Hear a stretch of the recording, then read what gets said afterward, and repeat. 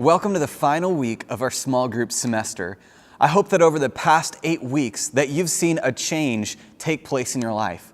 As a matter of fact, when we first started off our semester, that first week, we talked about things in our life that we would like to change over the semester. So my question for you is, did you see a change? And if you did, what changed in your life?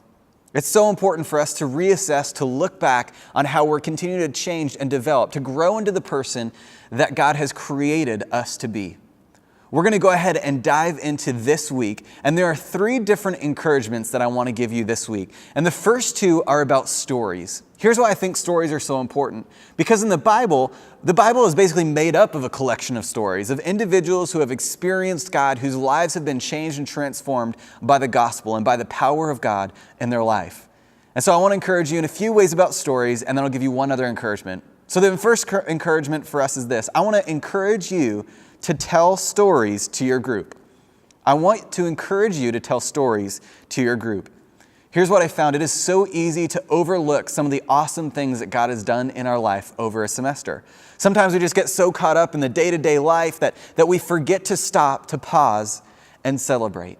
Maybe it was a big win that happened in your life during the semester, or maybe it was a number of little wins that you can look back on and celebrate the way that God was working in your life throughout the semester.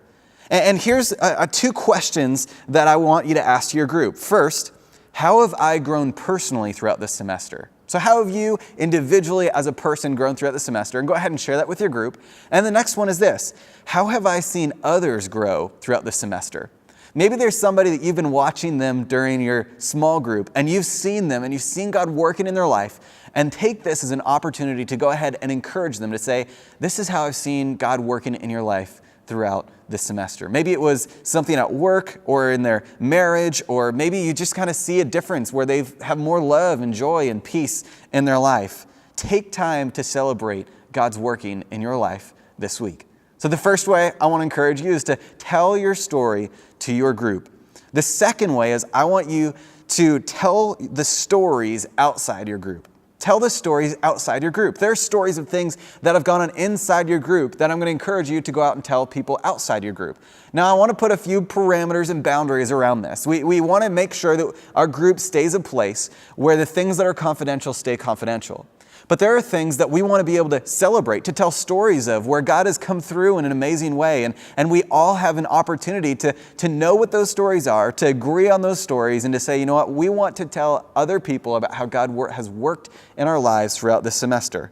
So we're going to go ahead and we're going to ask ourselves these 2 questions. First, what is a story that we can tell to people outside of our group of what God did this semester?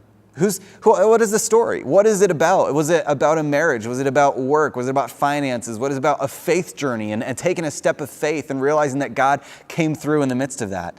And the second question we're going to ask is, who can you tell that story to encourage them in their faith? Who can you tell that story to encourage them in their faith this week? Maybe there's somebody who pops into your mind automatically that you just say, you know what, I know God is calling me to encourage this person in their faith this week. And go ahead and share that story with them. The last way I want to encourage you is to tell others to join a group. Here's what we find throughout the Bible, that when God does something miraculous, He wants to invite other people into that reality. That's what we see in the story in Mark 5. In this story, there's a man who has been possessed by many different demons, and Jesus casts out the legion of demons. And here's what it says in Mark chapter 5, verses 18 to 20. It says this, "As Jesus was getting into the boat, the man who had been demon-possessed begged to go with him. Jesus did not let him, but said, 'Go home to your own people and tell them how much the Lord has done for you and how He has had mercy on you.' So this is what the man did. So the man went away and began to tell the Decapolis how much Jesus had done for him, and all the people were amazed." Jesus commands the man to go and tell everyone of this miraculous thing that happened to him. And the reality is there have been things that have changed your life this semester in group, that you can go ahead and you can tell other people, to bring them into this and encourage them to say, would you be a part of this community where God is able to be in our midst and we're able to continue to grow in our faith and in our life? Our next small group semester starts in February. So I would love if you would just go ahead and jot down who are 3 different people that you would love to see join a group next semester. Maybe it's a friend, a family member, maybe it's even your spouse that you would say, I would love to see these people join a group next semester. And here's what we're going to do in our group today is we're going to go ahead and we're going to intercede on their behalf. We're going to pray for them that God might move in their heart and that they would become a part of a small group this upcoming semester. So those are the 3 encouragements that I have for you. It's to tell your stories to your group, to tell stories outside of your group, and to tell others, hey, come and join a group. Those are the 3 things that I would love for you to do over these next few weeks. But there's more, because as I considered, man, what do you do in the in-between times? What do we do in the times that we're not in group, where we're not necessarily accountable to other people, but we want to continue to grow in our faith? And so I want to encourage you in 2 different ways of how you can continue to grow in your faith, even when you're not in group. Here are a few different ideas that I would love for you to have over our break. The first one is this: be intentional. Be intentional. You ever notice that not many things that are good happen by accident? But it's by being intentional that we bring these things into our life. It's by being intentional that we have a better marriage. It's by being intentional that we have a better faith. It's by being intentional that we have a better work life. That all of these things are intentional and things that we choose to do. So there are 3 different things that I want you to think about. The first one is when, the second one is where, and the third one is what. So when? When is the time that I'm going to set aside to make sure that I'm intentional to do something to grow in my spiritual growth?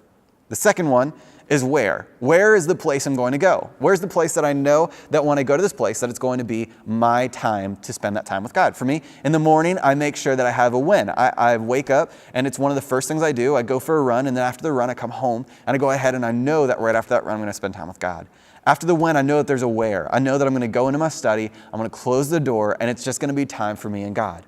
And the last thing that we're going to try to figure out is what. What is the thing that we're going to do while we're in that place and where we're in that time? Maybe for you, you want to spend some time praying. Maybe over the break, you say, I want to spend 5 minutes every day praying and just being very consistent in that. Maybe for some of us, we're saying Bible study. Okay, if you're doing Bible study, what are we going to read? What is the thing that I would like to get out of this Bible study each day? Maybe I want to read a chapter of the Bible. Maybe it's taking a study on Right Now Media on your own and going through one of the studies that they have to continue to grow in your faith. But whatever it is, we must be intentional. Know the when, know the where, and know the what. So first, be intentional. The second thing is be consistent.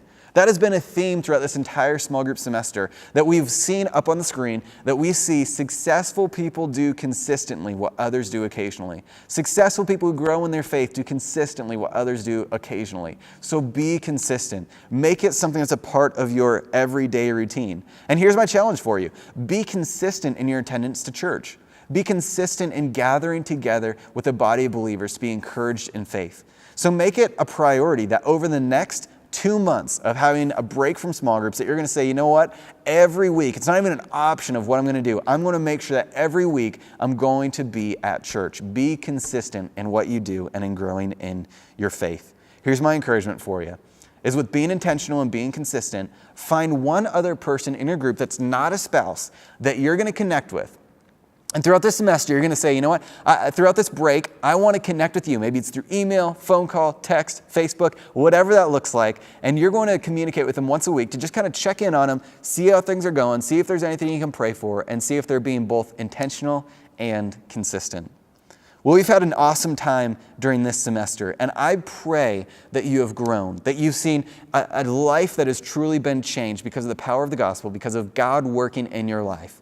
And as always, when we go from this small group semester, may you continue to walk in obedience to all that God calls you to.